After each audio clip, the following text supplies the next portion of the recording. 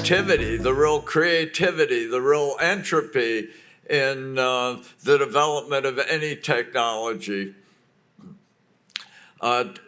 tends to migrate to the unregulated, the unestablished, the preordained parts of the technology. And I predicted way back that almost all the creativity and all the communications would migrate toward the unlicensed bands and toward Wi-Fi.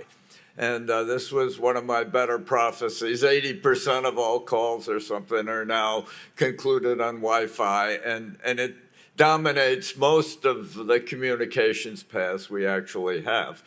But I also predicted that this private forms of 5G would capture all the momentum and creativity. And that's why I've been a supporter of ASOCS from the beginning, which is taking this vector of technology advance that is allegedly 5G and sort of some sort of fixated, establishment mandated, government ordained, regulated, militarily alarmist, will China get 5G before we get 5G? I mean, and other such dubious fears.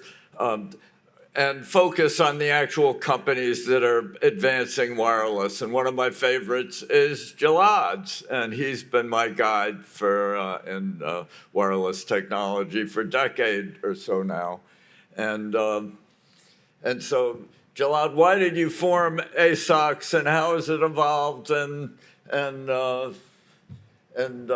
what do you think's the future of 5G now as they?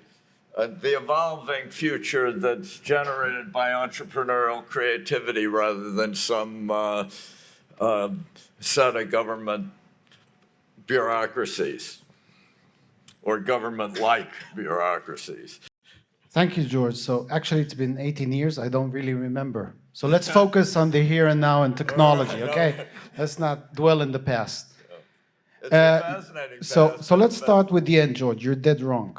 Because it's actually the opposite. I promised in the beginning when I was told we'll moderate it, that we'll not talk about Wi-Fi. Actually, Wi-Fi, I think you're confusing deployment methods and technology. Wi-Fi is very well organized.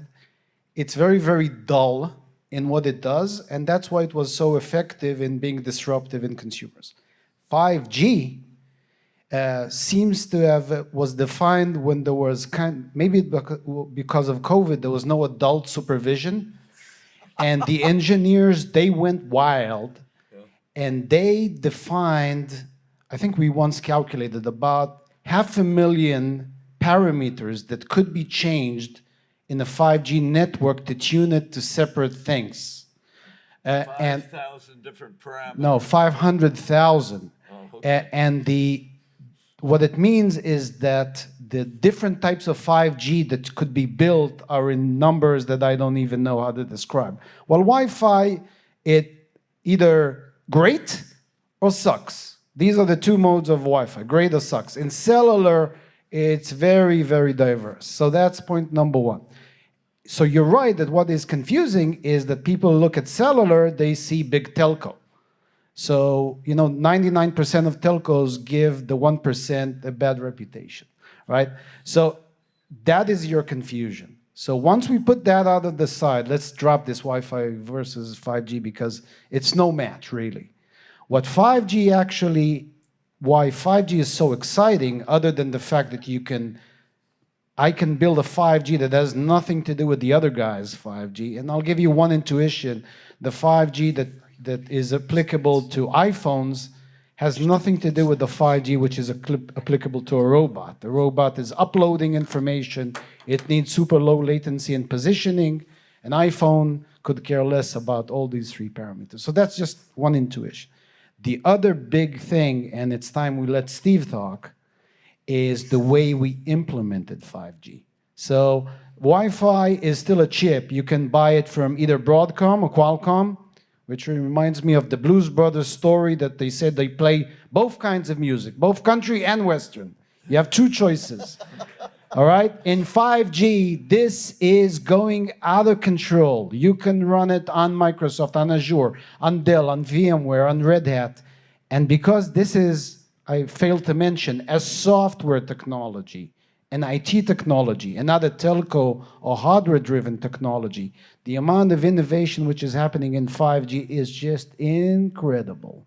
So And it's not really 5G if you aren't talking about the big telco 5G programs, which they develop these standards, they are proclaiming them, and the government's adopting them, and your 5G is a different proposition. It's just an umbrella for all innovation in wireless, as far as I can see. are you asking or are you telling? Well, That's not true, guys. you can tell me. Okay, so the real trend that's happening in 5G is 5G private networks. So the macro stuff, you know, this 5G AT&T thing that I tried to look at my football results this evening, that doesn't work. That's not 5G, okay? So the 5G private, the real innovation is happening in what is so-called these 5G private networks.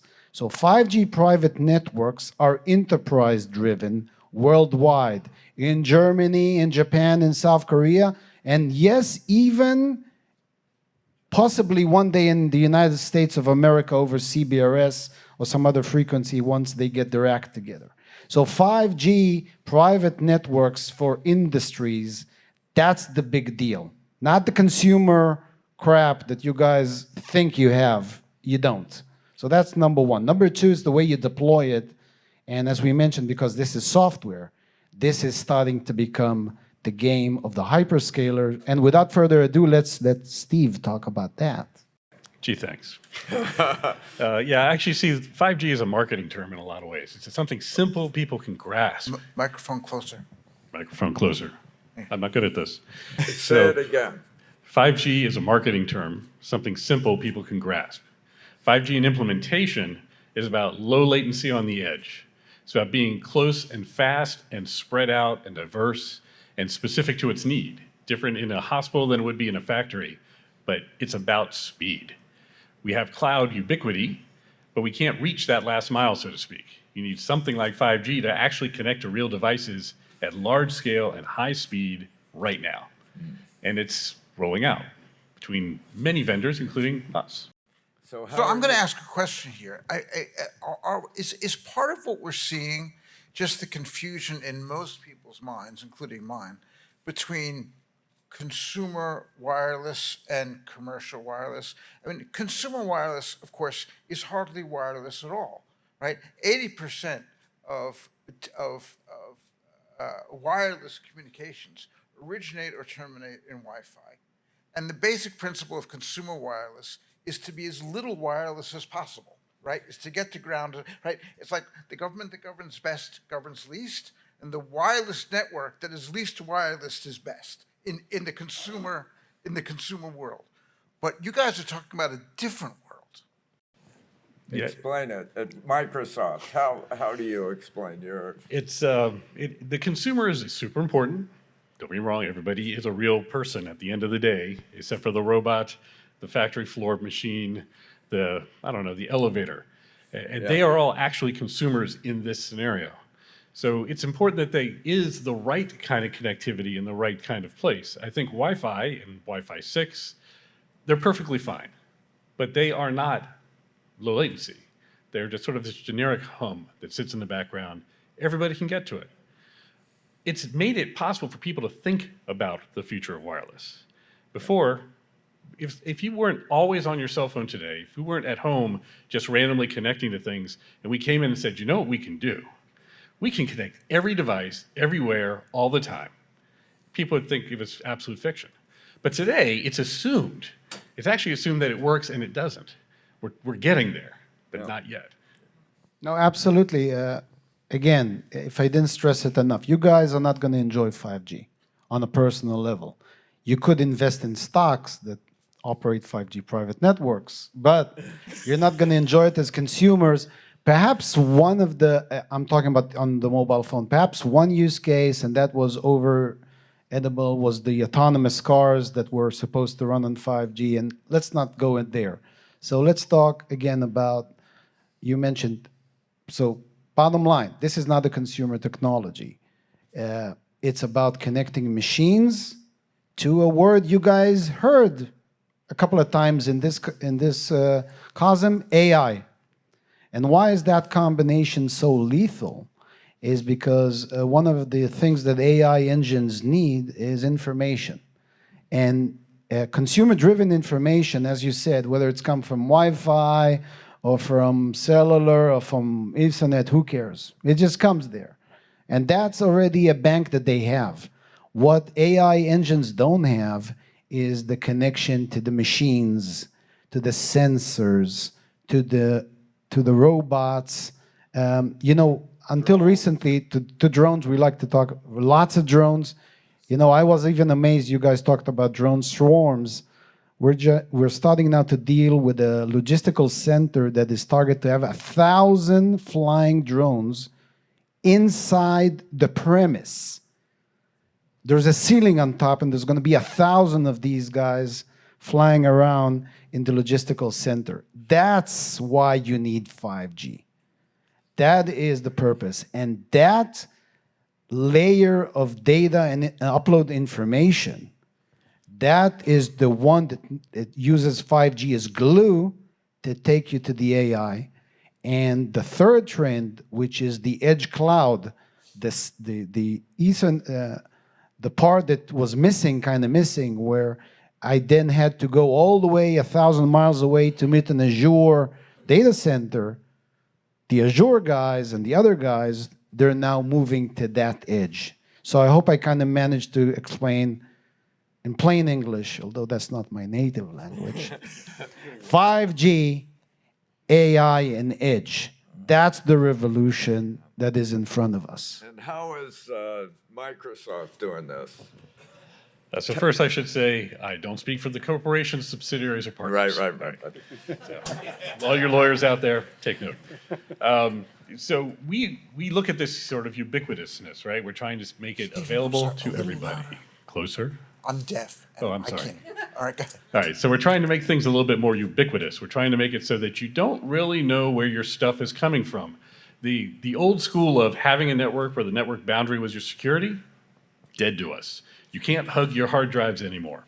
If you ask me where your data is stored in Azure, I might be able to get it down to a data center zone, one of 4 football fields worth of compute. But I could never tell you which device it's on, because even when it gets there, it's spread across devices. That sort of fully distributed computing is now becoming a globalized, fully distributed system. And in that environment, we have fast backplane to find things moving around, but we need equally fast connectivity to make it usable and useful. So now you could theoretically, there's lots of theory, there's speed of light limits. It's about how far away we can go. For the sake of math, let's call it 100 kilometers. Within 100 kilometers, everything feels like it's local. Super fast, picosecond connections, all good, fast backplane. But if you are in that space and you want to run 10,000 robot arms and make sure they don't swing into each other, you need an equally fast edge. And that's where 5G really comes in for us, is to connect it together. Stephen, can you just explain that a little bit more? I mean, I'm sensing it, but I'm not entirely sure in the easiest possible terms.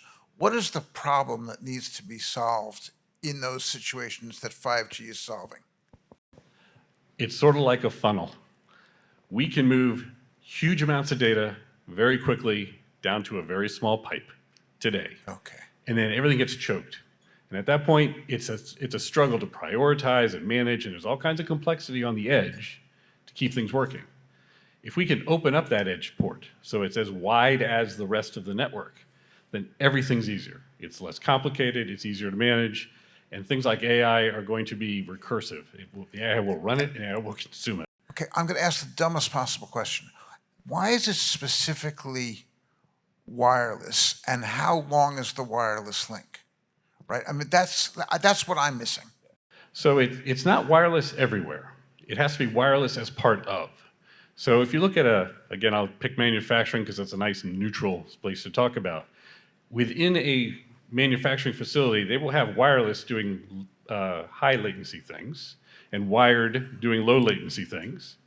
But if they want to offload this CapEx expense into OpEx, which is really what cloud is about, they need to move that stuff farther away. So you'll have wire jumped to some places and wireless jumps back to make sure everything gets what it needs in the same system as though it were local. Maybe I can add something that because that one is public. Last year we announced a project with Microsoft that we built the first 5G autonomous network in a factory in Taiwan. Taiwan was mentioned during these during this and Occasionally. and that was great, by the way, because the whole world was dead, but we could operate in Taiwan. They didn't even have one lockdown. They actually had their first lockdown 3 months ago. So we did it in Taiwan, all in the remote. We actually downloaded the 5G private network literally from our sofas at home in Israel to a factory in Taiwan. The infrastructure, not the app. You guys are following me? Okay. The infrastructure from a laptop in my house to a factory in Taiwan. We uploaded the 5G as software to their servers and we built them an autonomous 5G private network.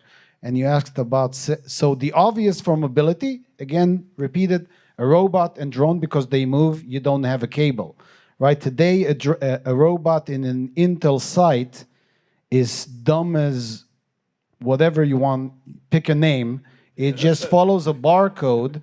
At the end of the barcode space, it connects back and then it uploads its data. Well, now it can actually move like a remote controller and continuously upload its data. So it's a massive change. So that's obvious for mobility. But I'll give you the less obvious for mobility, stationary machines. What we did in that program, actually, again, it's all public, you guys can go online and see it, is that we connected the old machinery in the factory that is already connected with a cable, a Cat5 or whatever the cable is, to doing something current, to a wireless link, a cellular link, which is cheap, and went directly to an AI engine. And actually that AI engine showed faults that the original machine was never designed to see. So the factory, you're refurbishing the old industrial world by doing very little, actually. You're just giving it another layer of information. So mobility here plays a role of you don't have to rewire. It's mobile because it's mobile. And again, as we said, because this is all on-prem on campus. And we didn't go into the technicalities here. But what it is you guys need to understand. In the old days, to build a network, whether it's private or not, was equipment roughly the size of this ballroom. Today, you can build a whole 5G private network that services a whole factory on a single Dell server that costs a Dell, an HPE, a Quanta, a server that costs $10,000. So for the cost of $10,000 worth of hardware, and the rest is profit to me and Microsoft, you can actually build a network that even in today's telco, with the existing vendors, is probably $1 million to $2 million to make, and in the old days cost about $200 million to make. And we can make it now for $10,000. And that's the disruption. We're getting to the point where this is all about software as a service and cloud, and the whole infrastructure is kind of a meaningless exercise. Yeah, I want to reinforce the software-defined networks. It's the big change. We're not buying hardware. You don't find things in plastic anymore. We define it as software inside the running systems. It's not only just faster in operation, because there's physics, but what you have is the ability to be a little bit more future-proofed. If we need to make a change, if there's a catastrophe or a failure in the system, it's a software making decision switch, done. Move a new router, add a router, change a firewall, whatever you want, without buying a piece of software or a piece of hardware. That allows us, when we do collaborations, like between these two groups, to say your software talks to my software. We know we have a loading point, and everything works. I'm going to expands interrupt here faster. just for a second. We have a few minutes before we get to questions, but if you're developing questions likely to evoke information and surprise, you could start lining up at the microphone here, but do try to evoke surprise. I'm surprised I'm here. Are we surprising you so far, or are you Yeah, engaged? I'm very surprised. That's I good. had That's no good. idea. No, seriously, I didn't. This is not something that we've worked on. Is the industrial 5G, right? That's not something we've worked on. So, Okay. Surprise.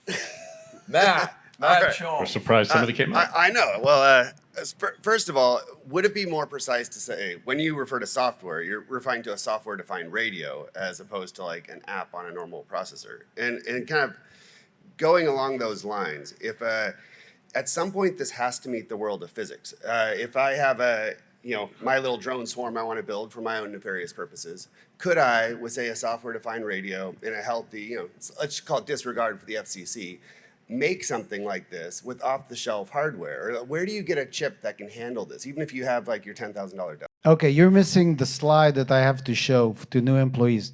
No, we are not software-defined radio. We're an app on a server. The RAN software and the packet core are now apps.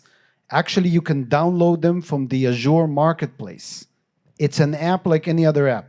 What you're missing, and maybe we should have started that way, is that our revolution of software would have not have happened with another bit of revolution, which is called Open RAN, which means that the Quanta builds a hardware, a plain, dirty, cheap hardware radio, but it's Ethernet. It's like a networking. You understand a little bit about networking, right? So it's a networking device.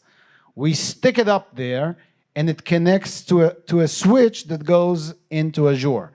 So Open it's not RAN is radio access network. open radio access networks. The other part, the geeks like to call vRAN, virtualization of radio access networks. So we're both plus cloud. Does that make sense now? Very good. Can one The other buy part, these chips? CBs and stuff, I don't remember. Fiber. I got into trouble with CBs when I was a young kid. I don't mess with that, especially in Israel. You mess around with radio, something falls from the sky. So what would the hardware require? Literally. We have plans on this. What's kind of the hardware requirement to do this, to have these picosecond latencies at 100 kilometers? It doesn't seem like something I can do with the CB radio. Like, this is the piece I'm missing here. Where do you get this little Open RAN chip anyway? Or Are you following us? I told you already, the radio is hardware, it's on-prem. The 100 kilometers is the cloud. yeah, okay. Okay. So, There's three parts. There's a physical device, just called a switch. You have to buy a physical thing to talk to the physical world. That physical device is going to talk to probably his software. Software running on a server. Nothing particularly special. It's Word, but smarter. His stuff talks to our stuff for vast distribution. And you can talk to our stuff to get to his stuff. So everybody plays nice. And that's how it works. There's going to be a broader and broader catalog of hardware that knows how to comply with the software. And there'll be additional software vendors that know how to run on the distribution network. All right, So but that I you want to can ask sit at you. home. Wait, George, he's a biotech guy. You're asking him communication He knows questions? more about computer science than anybody around here. So. All right, that's fair enough. well, thank you guys. The 100 kilometers is in the cloud. Re-explain that for me. So it's a notional distance that we use as a rule of thumb between giant data centers, right? Because after a while, even fiber runs get too far to be fast. So you can do slow connections over really far distances. But if you have something that needs to be real time, closer is better. And there's a maximum distance after which we start to say, I can't have full resiliency for you from one center to another unless it's within this range. But there's also resiliency within a center, and resiliency across stacks, resiliency across tooling. So we have massive instances of things, and they help each other stay up. We don't talk about fault anymore because something dies, we leave it dead in place. There's another one right beside it. It's software. But So maybe we should move 1 minute from architecture because we can lose some of the crowd. I mean, he's an architect, I'm a business guy. Let's talk about the impact on businesses. And this is, again, not an original story. Let's say you're a factory in Taiwan and you want to build a safety app that prevents employees from getting their hands chopped off in the machine. So you tuned your 5G software, you tuned your applications that you got from Azure, and in the old world, that you would kept that knowledge to yourself, or maybe an Ericsson would have known about it, or maybe your operator would have known about it. Now, in this new, everything is connected. The same 5G version, remember I told you there's so many of those, connected to that application used in Taiwan, can be ported in milliseconds to another factory in Germany. That is really the significance of what we do. The rest, the architecture, the bits, great, but the cloud piece, the thing that connects that technology with application, is the one that's going to change the world. My question, whoops. Who are you? I'm another Matt, and my industry is manufacturing, specifically using metals. Closer to Very the mic. low margin. Closer to the mic. Oh, I'm sorry. You can't hear either. Okay. Very, I need to be a little shorter, I think. So let's say we have a very low margin industry. Believe it or not, these guys have machines that sometimes they upgrade from DOS. All right, that's what's running them. And they have people that are driving forklifts around. I understand robotic forklifts. But who's going to build the equipment that's going to be able to benefit from the 5G? They don't make enough money to pay for the new equipment. So how does 5G help these thousands of industries that are making copper tubing and sheet and Got it. litho? George, are these paid-in questions? No, it looks like you're part of my presentation. That's exactly it. Low-margin businesses are not... There's a company in Israel called Ogri. You know what they do? They listen to machines, right? We all, when we hear our refrigerator is about to break, we heard it. Turned enough in these metal factories or chemical plants, you can actually start hearing the grinding of the machine before it breaks. So what they did is they built sensors, and with AI, they listen to the machine and they would tell you before it breaks. Even in a low margin business, for you to know that you don't have downtime and to save the life of that machine, believe me, it worth a ton of money. By the way, they have a very simple business model, $1,000 per month per machine. And believe it or not, it's the old low margin industries who pay the most because they have the oldest machines. So that's answer number one. What's the connection to 5G? Those sensors could be wired or they could be wireless. And the wireless is so much safer in machines that have moving parts. So that's a great example of the significance that this industry has now, because the Ogris, when they built that company 6 or 7 years ago, I met the founder and I said, how are you going to be connecting to the cloud? And he said, no, I'm bringing my own box. And that's what he does today. He still sells a box. What's the name of this? Ogri, A-U-G-R-Y. They just, by the way, raised $250 million based on $2 billion valuation, which is easy these days.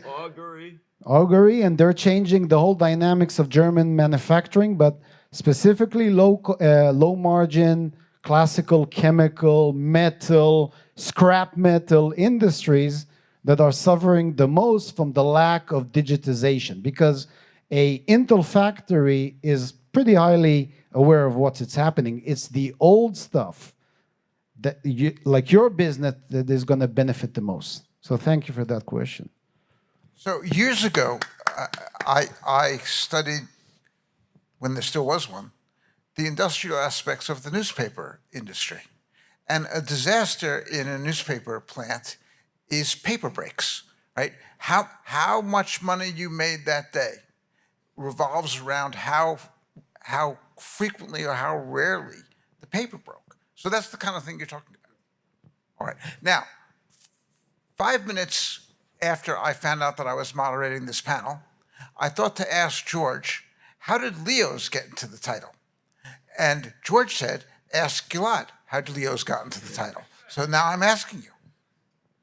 No, I didn't even know what Leos were. I had to Google it. I think Steve told me to Google it. Leos is actually, I think, believe it or not, it's Steve that can give you that because that augments what we do in the industrial world with perhaps less industrial world. Yeah, so first, it's low Earth orbit satellites, Right. just to be clear. And you've certainly seen in the news where people are launching more and more of these small basketball size, soccer ball size things. There's two parts to it. Part of it is getting connectivity where there is none, is the primary goal from my perspective, because we have entire chunks of the planet that don't have access. Chunks of Seattle. There you go. Chunks of Bellevue, I learned just yesterday. So the idea is to make that available, the LEO's part. The second is, when we talked about this being software designed and software defined, the first version out, super expensive. But now you could modernize a factory really cost effectively because the next time that's deployed is deployed over a network. So a factory could come up someplace that didn't have connectivity in the past, now has beamed down connectivity to a local network that's going to run a local instance of something fast, and will pull down a copy from another factory where it was really expensive to operate and run more cheaply in another environment. And that's just the sheer economics of it. It also is giving employment to people who didn't have access to employment before. It expands the entire universe of possibilities. Stephen, just practically, how often is that an issue? How often do you find an industrial facility in an area with limited connectivity? They're not there now because they can't be there now. The idea is to make it possible. There are other things, and a lot of them are governmental, that have been placed all over the world because we need government, it seems.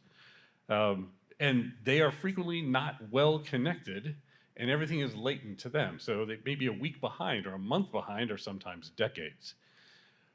We grew up on the coast of every continent because the boats put us there. It's been difficult to move people inland. This is another way to do that, is to bring connectivity in without having to take them through trenching wires and fibers. We certainly went through a period where fiber was being dug up in some places and used as fishing line because getting fish was more important than getting internet. So you've got to have multiple channels. So how much of this is going on right now? I mean, is this mostly a prospect? Is this something that's already vitalizing industries? Is it something that's already cutting margin or improving margins? It's begun, and there's a lot of, I think, competition in the space. Yeah, lots of Leo projects all the time. I mean, On the edge distribution specifically, that's public. We announced our first Azure compatible edge service in June, and I can share with you that the adoption rate is going to be pretty staggering. So, and that's really because I hope I managed to convince you it's really easy peasy, right? The big challenge you had about and why Wi-Fi was doing so well is that Wi-Fi was easy peasy and cellular was a nightmare. And now cellular is easy enough that you can, as we said, literally go in the marketplace, download it. You don't even manage that server anymore. And then you can control it in a language that you can understand. And that's really the big revolution. You don't have to have no communication background to own a control of 5G private network, while in the past or in the current in the Nokias of the world, or bad word, the Huawei's of the world, you still have a locked room that says don't enter or enter at your own peril. So in our case, you can enter at your own pleasure. That's a big difference. I just made that one up. I think I can copyright. It was good. No, I think I can copyright that. For on the spot, that was very good. That's good improv. yeah. Absolutely. So Steve Burry asked us to wrap up around now so that George could have time to do his summation. But are there any other information-evoking questions out there? No, maybe I intimidated by yes, go right ahead. Come to the mic, come to the mic. Hi, Tom Davis from Binghamton, New York. Don't kill the messenger. Okay. What are the health effects of all these waves? Is there research going into the effects of, Yeah. In general, the more electromagnetic radiation in a country, the more cell phones, the more networks, the more wireless towers, the longer the longevity of the society. You can build a model that shows that the societies where you live longest have the most cell phones and wireless. I have a So simple whatever answer it for- is, Yeah. it's not a serious problem. But paranoia is a serious problem, and people are propagating paranoia about electromagnetic radiation. Yeah, but I can assure you the on-prem, we're not going to go into technical terms, but the on-prem sub 6 gigahertz, which is the domain we operate, is exactly like Wi-Fi. So in that respect, there's no difference in emissions. You could actually argue it's better because of factors that we're not going to go into. The one that makes everybody nauseous about 5G and has, again, nothing to do with 5G per se is this so-called universe of millimeter wave transmissions. But the best example for you I can tell is that in Russia there was a big story about 5G millimeter wave, so they burned down all the towers. There was just one issue. They never had 5G in Russia. So actually what they did is they burned down all their TV station monitoring and they didn't have television for like a couple of weeks. That's a true story. So, but the bottom line is that the emission created today under regulatory terms by Wi-Fi and 5G are exactly the same. So we're going to take a very brief radiation break so all of you can get dosed, and then George is going to sum up the conference in a few minutes. Thank you very much. Thank you. Panel a hand.